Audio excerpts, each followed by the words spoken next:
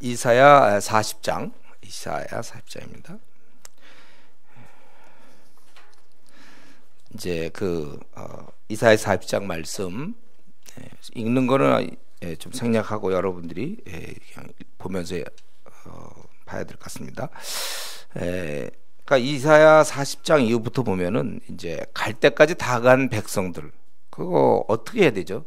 수많은 경고를 했어도 그래도 듣지 않고 결국 망한 그들, 그래서 포로로 잡혀갖고 거기서 이방인처럼 사는 자들, 그에 대한 결국은 이렇게 됐을 때 어떻게 하겠는가? 하나님께서 은혜 베풀 수밖에 없어요. 그러니까 우리 자녀 이기는 부모 없다 이런 말이 있잖아요. 어쩔 수가 없는 거예요. 타락한 이스라엘을 보면서 이제 별로 소망이 없습니다.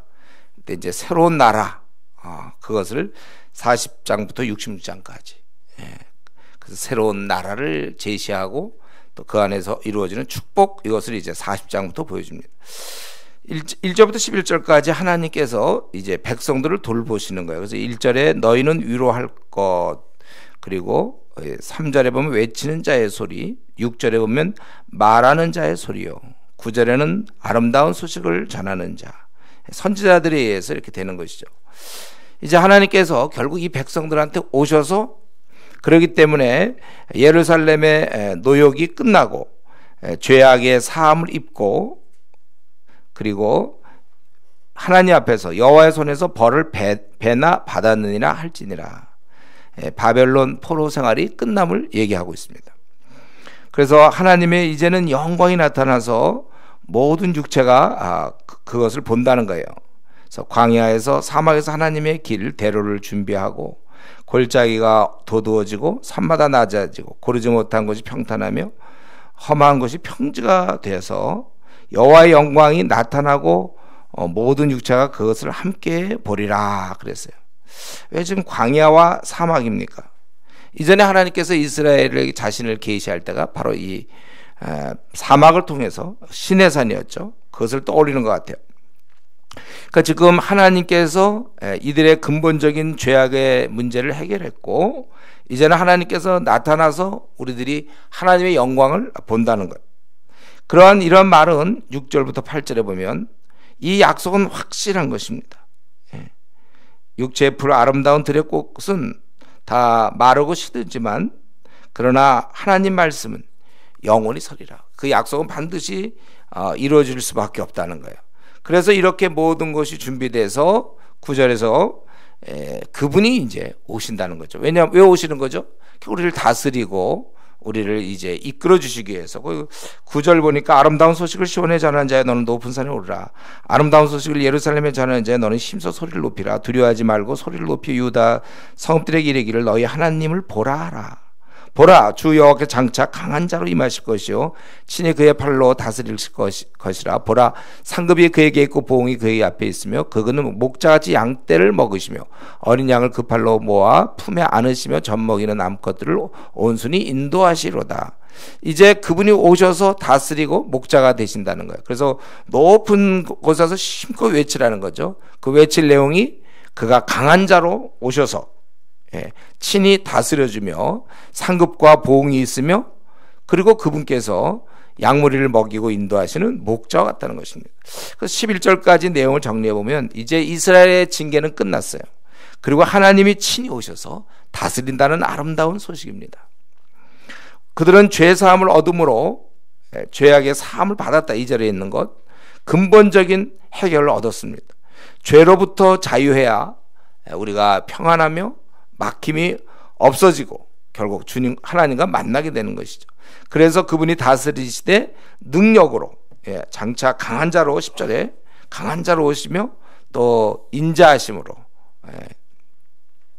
우리 그분께서 다스려 준다는 것입니다. 그러니까 이 말세 또 주님의 오심의 그 아주 축복은 뭐냐 하면 그분께서 우리를 다스려 주시고 또 우리를 이끌어 주신다는 거예요. 그렇기 때문에 우리는 그분의 보호와 이끄심을 사모해야 될 것입니다. 근데 이제 우리 한국교회 성도들, 또 많은 성도들이 그분의 이끄심과 다스림에 대해서 이렇게 그 굉장한 축복인데 이제 본인이 그걸 잘 안 받아들여요. 예, 그래서 하나님의 그런 다스림 속에 얼마든지 동행을 하면 되는데 본인이 동행의 길을 자기가 스스로 포기합니다. 그 회복의 상태, 지금 여기 성경은 아주 굉장한 축복으로 막 외치고 말하는 자의 소리, 아름다운 소식을 막 뭐냐? 하나님 우리를 다스려 주신다. 그 엄청난 축복. 그들은 이전엔 버림을 받았던 사람들이에요. 근데 이제 다시 하나님이 받아줘서 다스려 주신다. 그런데 문제는 본인들이 안 하는 거예요. 본인이 뭐 말씀 안 보고 기도 안 하고 본인이 미지근한 신앙생활을 하니까 본인의 결정이죠. 우리는 이제 이렇게 40일 기도니 뭐니 하는 이유는 이런 걸 회복하려고 다시 그분과 동행하며 최상의 기쁨을 누릴 수 있는 자가 되기 위해서 그렇게 하는 겁니다. 우리의 결정에 따라 동행할 수 있고 좀 멀어지기도 해요. 그건 우리가 결정하는 거야. 너희가 여호와를 가까이 하라, 하나님을 가까이 하라. 그러면 너희를 가까이 하시겠다. 내 신앙의 열정이라는 거죠. 내가 신앙에 열심을 내고 열심 안 내고는 보통 본인의 결정이죠. 내가 열심히 내려면 얼마든지 열심히 내고 열심히 안 하려면 또 열심히 안 할 수 있어요. 열심히 낸다면 다른 말로 하면 그분의 이끄심과 다스림을 받고 목자 인도를 받고 동행하며 사느냐 거리를 두며 사느냐 그 차이가 있겠죠. 이런 엄청난 축복을 하시는 그 하나님, 그분은 도대체 누구신가? 여기 5가지가 나오죠. 12절부터 첫 번째는 전능하신 분이시다. 12절에 누가 손바닥으로 바닷물을 헤아렸으면 뼘으로 하늘을 재세요. 여러분 뼘으로 하늘을 잰다고 생각해보세요. 한번 재보세요. 저 하늘에 올라가서 뼘으로. 도저히 이건 또 땅의 티끌을 이런 모든 흙들을 한번 되에 담아 보겠느냐 이거죠. 또 저울로 산들을 달 수 있어요. 막대 저울로 언덕을 달아보았으랴. 예. 얼마나 이 손바닥, 뼘 이런 건 얼마나 작은 치수입니까? 되, 저울. 그런데 하나님께서 보시기에는 이런 산 같은 것도 다 하나님 다실 수 있어. 하나님은 그 어마어마한 산들, 바닷물도 어느 정도 되는구나. 이걸 하나님께서 그렇게 다 할 수 있다는 그 전능성을 얘기하는 거예요. 12절에서. 두 번째로 13절 14절에 보면 이제 그분의 전지성을 얘기하죠. 누가 여호와의 영을 지도하였으면 그의 모사가 되어 그를 가르쳤으랴. 그가 누구와 더불어 의논하셨으며 누가 그를 교훈하였으며 그에게 정의의 길로 가르쳤으며 지식을 가르쳤으며 통달의 도를 보여주었느냐. 아무도 하나님의 지식을 따를 수 없다는 거예요. 그러니까 그 하나님 우리를 다스려 주실 텐데 목자로서. 근데 그 하나님은 전능하신 분, 산을 막 바다에 그 물을 다 그런 분이에요. 산도 막 재고. 그리고 아무도 알 수 없는 그런 깊은 지식을 갖고 있는 전지하신 분이고, 세 번째는 15절부터 거기 17절에 보면 아주 광대하신, 크기 말할 수 없는, 보라 그에게 열방이 통해 한 방울 물과 같고. 제가 자주 기억하는 거예요. 제가 이거 모든 열방, 이 지구 같은 거 있죠. 지구위 같은 것도 생각해 보세요. 하여튼 이 전 세계 지구 덩어리, 그게 통해 한 방울 물과 같다. 저울의 작은 티끌, 요만한 먼지 정도, 흙덩이 정도, 아주 조그만. 온 인류 75억, 요즘 우리 그렇게 얘기하죠. 5대양 6대주에 모든 거 합해봐야 물 한 방울 정도. 제가 이전에 설교할 때 물을 한번 보여줬죠. 물 한 방울. 기억나나요? 예. 그 정도밖에 안 되는 거예요. 우리 하나님 앞에서는. 그에게는 열방이 그거 아니고 섬들은 떠오르는 먼지 정도. 레바논 그 풍부한 살림이 있는 그거는 땔감에도 부족하고, 짐승들은 번제에도 부족하고, 그 많은 짐승도 다 부족하고. 그러니까 인간의 모든 것은 하나님 앞에서 별거 아니에요. 열방이 아무것도 아니라 17절 그의 앞에는 모든 열방이 아무것도 아니라 그는 그들을 없는 것 같이 빈 것 같이 여기신다. 그러니까 이럴 때 좀 마음이, 저는 참 이런 걸 볼 때 마음이 참 평안해요. 저는 늘 눌리고 있는 15억의 무슬림을 어떡할까? 9억의 힌두교인, 아시아에 있는 그 4억에서 한 6억까지도 되는 그 불교인, 이걸 어떻게 해야 될지. 또 중국의 15억은 도대체 어떻게 해야 되나? 아니 당장 그건 떠나서 우리나라에 있는 1000만 명이 넘는 불교 신자는 어떻게 해야 되나? 참 마음이 무겁죠. 여러분들 그런 생각하면 이거 뭐 어떻게 해볼 수가 없어요. 모든 민족을 우리가 복음화 시켜야 되는데 이거 뭐 어떻게 해볼 수가 없고 더 늘어나요. 막 무슬림은. 교회는 줄어들고 영국만 하더라도 최근 50년 동안 10,000개의 교회가 문을 닫았어요. 그렇게 막 줄어들어요. 그런데 이제 우리 하나님은 이 열방이 통에 한 방울 물과 같다. 그 능력, 우리가 그 힘을 사모하는 것이죠. 또 18절에서 보면 그분은 창조자라는 거예요. 우상은 인간이 만든 거라는 거예요. 그래서 장인이 만들고 장색이 금을 입히고 은사슬을 만든다는 거죠. 19절에. 그래서 가난한 자는 그렇게 못하니까 이제 나무를 택해서 우상을 만든다는 거예요. 그래서 흔들리지 않도록 잘 세워야 된다는 거예요. 근데 너희는 그렇지 않다는 거예요. 너희는 잘 알고 있다는 거예요. 태초부터 너희가 땅의 기초가 창조될 때부터 너희가 깨닫지 못했느냐. 하나님이 다 하시고 땅의 사람들은 메뚜기 같다는 거예요. 그가 하늘을 차일같이, 차일이라는 것은 천막이 천막, 거주할 천막같이 치셨다. 하나님은 결국 창조자, 우상 얘기한 것은 창조하시는 분이다. 마지막 5번째로 그러한 그분은 23절부터 26절까지 그분은 귀인들을 폐하시며 세상의 사사들, 이 통치자들을 헛되게 하시나니 그들의 뿌리움 신금이 있었지만 곧 말라 회오리 바람에 불려가는 초계, 지푸라기 같이 되었다는 거예요. 누구랑 나를 비교하겠느냐. 수요대로 하늘의 만상을, 26절에 별물이죠. 만상이라는 것은 별물이에요. 즉 그들의 별들도 다 이끌어내시고 그들의 모든 이름을 부르시나니 그의 권세가 크고 그의 능력의 강함으로 하나도 빠짐이 없느니라. 그분은 권세와 능력의 하나님이시다. 그거예요. 그러니까 진정한 통치자는 바로 하나님이시다는 거예요. 그래서 중요한 거는 우리가 알고 싶은 것은 바로 이런 하나님인데, 이런 하나님이 바로 27절부터 마지막 31절까지 이스라엘에게, 우리들에게 힘을 주신다는 거예요. 지금 이스라엘 사람들은 낙심 중에 있습니다. 그래서 하나님께서 자신의 어려움을 모를 것이라고 생각하는 거예요. 그래서 내 길은 여호와께 숨겨졌으면 내 송사는, 자기들 어떤 걸 고발하고 좀 억울한 걸 얘기해봐야 하나님에게서 벗어난다. 그냥 그래서 힘없이 살아가는 거예요. 이들은요. 하나님이 아무 관계없이 자기들에 대해서 하나님이 알지도 못하고 나의 어떤 걸 얘기를 해봐야 들어주지도 않는 분이다 이거예요. 그러나 하나님은 너 알지 못했느냐, 듣지 못했느냐. 영원하신 하나님 여호와 땅끝까지 창조하시는 피곤하지 아니하며 곤배하지 아니하며 명철이 한이 없으시다는 거예요. 그래서 그분께서 피곤한 자, 무능한 자에게 힘을 주신다는 것입니다.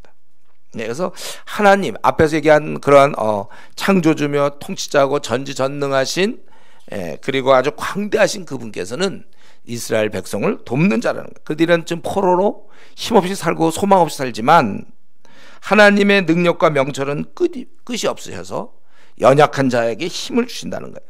그래서 그 얘기를 하려고 30절, 소년이라도 피곤하며, 우리 교회 꼬매들 많잖아요. 얼마나 뛰어다니지 몰라 주일날요. 애들은 쉬도 안 와. 그냥 땀 뻘뻘뻘 막 뛰어서. 걔들이라도 그래도 피곤할 것 같지 않아. 걔들은요. 근데 소년이라도 피곤하고 또 곤비하며 장정이라도 넘어지며 쓰러질 때, 힘 있을지라도 넘어지지만 오직 여호와를 앙망하는 자는 새 힘을 얻으리니 독수리가 날개치며 올라갑니다. 독수리가 얼마나 힘있게 날아갑니까? 다른 박제라 해도 곤비하지 아니하고 하겠고 걸어가도 피곤하지 아니하겠다. 그 크신 하나님께서 이스라엘을 도와주신다는 거예요. 그래서 새 힘을 얻는 것입니다.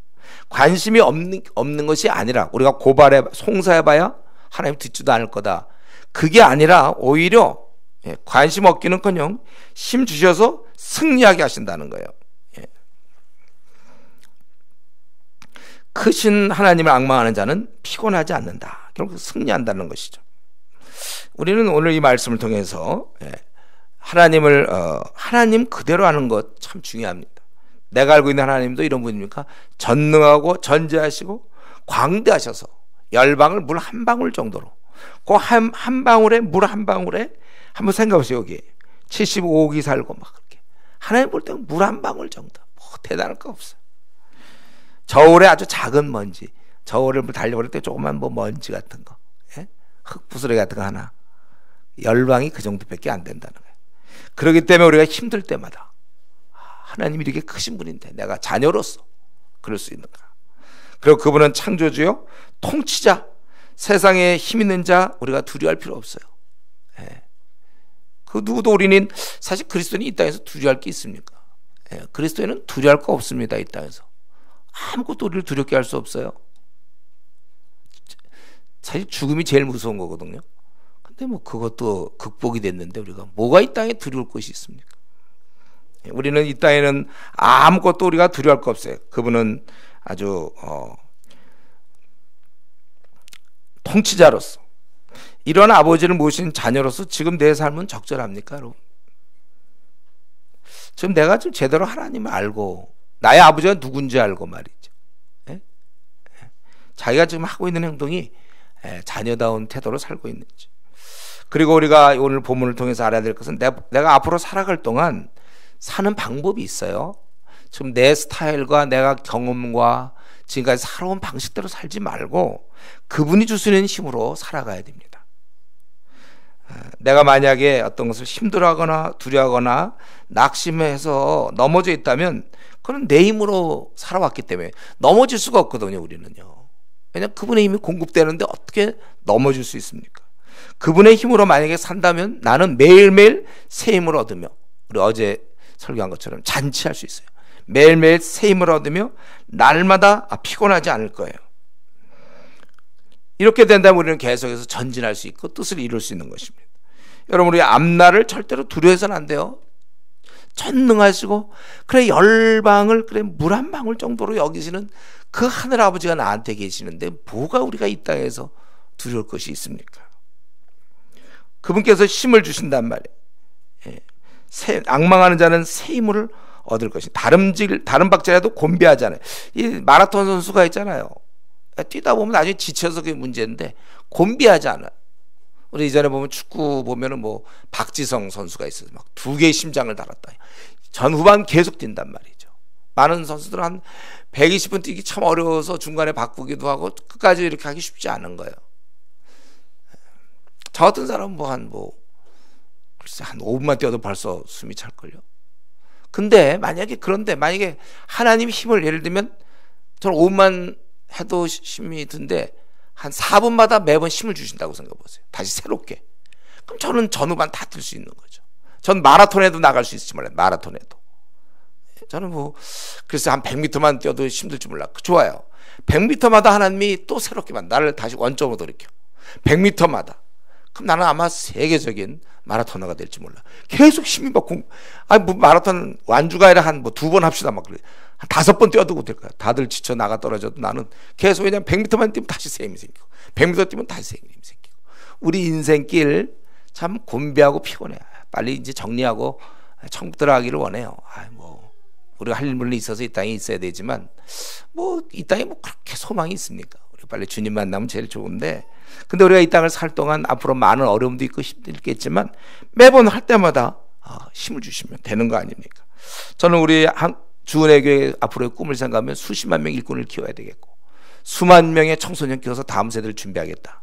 이게 우리의 꿈인데 이럴 때 참 생각하면 좀 까마득하고 언제 이루어질지 좀 점점 저도 좀 이렇게 약간의 좀 답답함이 있어요. 이럴 때. 그러나 하나님은 여전히 힘을 갖고 계심을 우리가 믿고 기도하는 거예요. 우리는 매일 기도함으로 그 힘을 공급받아야 되는 것입니다. 우리 스마트폰이 바로 그걸 설명하고 있잖아요. 우리가 하루 쓰고 또 충전시키고. 저는 그렇게 하는데 여러분 좀 어떻게 하는지 몰라요? 제 거는 그래, 하루 정도 쓰면 대충 끝나요. 혹시 한 번 하고 여러분 한 일주일 쓰는 사람이 있는지 그건 난 잘 모르겠어요. 난 한 번 하면 매일 저녁마다 꽂아야 돼요. 그래요, 여러분도? 예. 그거 똑같은 거예요, 우리가. 예. 우리가 그러니까 그런 것처럼 우리 신앙도 마찬가지. 한 번 신앙, 영원한 신앙 없어요. 매일매일 공급받아야 되는 겁니다. 우리가 매일 자고 아침에 일어나야 되잖아요.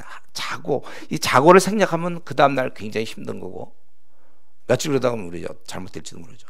항상 자고 나야 돼요, 우리는. 예? 자야 돼. 힘을 자면서 힘을 축적해서 새 힘으로 아침에 또 새 마음으로 하루 살. 지친 몸을 다시 우리가 충전시키는 거 똑같은 거. 우리는 이 피곤한 몸을 이제 누워서 충전을 다 시켜놓고 또 아침에 이제 새 에너지를 가지고.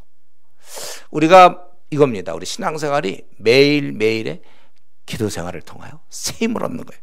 그래서 제가 지난번 얘기했어요. 한번 하루 기도 빠지면 어떡하는 거야. 나 기도 시간이 있는데 기도 시간 빠지는 거. 그거는 한 끼를 굶는 게 아니라 하루 잠을 못 자고 운전하는 거라고 그랬어요. 운전기사에게 하루 잠을 못 자고, 얼마나 힘들게 잠을 못 잤으면 하루 종일 밤새도록 잠을 못 자고 그 다음날 아침 운전하려면 얼마나 힘들겠습니까? 우리가 그런 식으로 기도를 생각해야지. 한 끼 정도 내가 밥 안 먹었다, 그럼 자꾸 다이어트가 떠올라서 오히려 더 긍정적으로 생각할 수 있다니까. 그게 아니에요. 그런 생각 아예 하지도 마세요. 하룻밤 내가 못 잤을 때 내 모습이 바로 그거다. 그래서 신경질을 내야 되고 음란한 마음이 들 수도 있고 돈의 욕심과 허탄한 생각들, 막여주는 생각을 가질 수가 있어요. 비워놨기 때문에. 우리가 새 힘을 얻는데 단 여기 조건은 있습니다. 어떤 자가 얻느냐면 31절, 오직 여호와를 앙망하는 자는 새 힘을 얻으리니. 하나님을 알아보는 자, 하나님을 바라보는 자에게 힘을 주시는 것이지 뭐 능력 있는 자에게 주시는 것이 아니라는 사실. 우리는 이것을 이제 말씀 마쳐야 되겠는데요. 우리는 그동안 살아오면서 얼마나 하나님을 앙망했습니까, 여러분? 하나님을 바라봤어요. 이렇게 하나님이 주셔야 됩니다. 하나님을 바라보며 기도했는가? 이런 승리의 길이 있는데 우리는 이 방법을 써야 되는 거예요. 매일매일 하나님으로부터 오는 힘을 가지고 살아야 돼. 그게 만나의 모습이잖아요. 만나. 매일매일 주셔야 우리 먹고 사는 것처럼. 우리는 하나님을 의지하고 매일매일 의지해야 돼요. 그런 자는 쓰러지지 않습니다. 새 힘을 얻고 승리하는 거예요. 우리가 이제 우린 다 사실은 저와 여러분요 그렇게 별로 큰 차이가 없어요. 비슷비슷합니다. 우리는 다 그만하다는 거예요. 근데 누가 하나님의 힘을 얻느냐에 따라서 밝고 빛나고 힘있게 사는 사람이 있고, 하나님의 힘을 공급받지 못한 사람은 그건 말라 비틀어질 수밖에 없는 거예요. 물이 공급이 안 되니까 이 꽃들이 다 시들 수밖에 없는 거죠. 그러니까 우울하고 자기 문제에 빠져 있고 너그럽지 못하고 신경질 내고 열등감에 빠져 있고 삶의 의욕도 없고, 그 자기가 그렇게 만든 겁니다. 누구나 하나님을 앙망하는 자는 새 힘을 얻는다고 분명히 그랬거든요. 근데 이 세상에 힘이 없이 사는 사람, 세상에서 밤낮 지는 사람, 삶이 그냥 죽지 못해서 산다 이런 사람들, 우울한 사람들, 그거는 결국은 하나님을 앙망하지 않기 때문에 힘이 내려오지 않아서 그래요. 저와 여러분은 이 힘으로 세상을 이기는 겁니다. 우리 중에 누가 사자랑 싸우면 다 지죠. 우리가 사자랑 싸워봐야 우리가 누가 싸워서 이길 수 있겠습니까? 모르겠어. 혹시 우연히 탁 쳤는데 눈을 쳐갖고 어떻게 사자를 그건 우리 안 돼. 저나 여러분은 큰 차이가 없을걸요, 사자. 근데 차이가, 우리는 다 사자한테 찢길 수밖에, 한 사자 한 두 마리가 막 달려든다. 우리는 질 수밖에 없어요. 근데 상황이 딱 하나 있어요. 총을 갖고 있으면 기관총이라든가 버더더더덕 이런 거, 그러면 우리는 사자를 이길 수 있어요. 우리 밀림 지역을 가는데 하이에나, 좋아요. 하이에나도 툭툭툭 또 뭐가 나오면 늑대가 나오나요? 늑대 10마리 툭툭툭. 총을 갖고 있으면 이길 수 있다는 거예요. 기도가 총이에요. 기도. 우리는 이 기도를 갖고 있는 자는 세상에서 하이에나가 나타나든지 곰이 나타나든지 또 늑대가 나타나든지 호랑이가 나타나든지 총이 있으면 누두둑 되는 거예요. 우리 이런 의미에서 여러분 주변 상황 보지 마세요. 큰 파도가 몰려오고 가정의 문제, 앞날의 문제, 결혼의 문제 다 있어도 기도를 이길 수 없습니다. 오늘 분명히 오직 여호와를 앙망하는 자는 새 힘을 얻으리니 독수리가 날개치며 올라감 같은 것이 그런 모습 휙 올라가는 것처럼 우리가 그렇게 된다는 거예요. 이번 40일 기도회 때 여러분 혹시 지친 영혼입니까? 내 영혼에 별로 힘이 없는 것 같아요? 삶이 별로 재미가 없습니까? 빤합니까? 은혜의 비를 여러분 사모하세요. 이번 40일 기도 또 전반부기 때문에 옛날에 우리 40일 하면 꽤 긴 것 같은데 이번에 금방 하면 다음 주 벌써 끝나요. 이 짧은 시간에 여러분들이 다시 한번 회복해서 누가 보더라도 하나님으로 받는 힘을 갖고 사는 사람이다, 그렇게 얘기할 수 있도록 우리의 묵은 죄들 다 깨끗이 씻어내고 새 사람이 되세요. 새 영을 소유한 사람으로 이번 우리 40일 기도를 사용해서 우리가 다시 새롭게 되기를 바랍니다. 기도하겠습니다.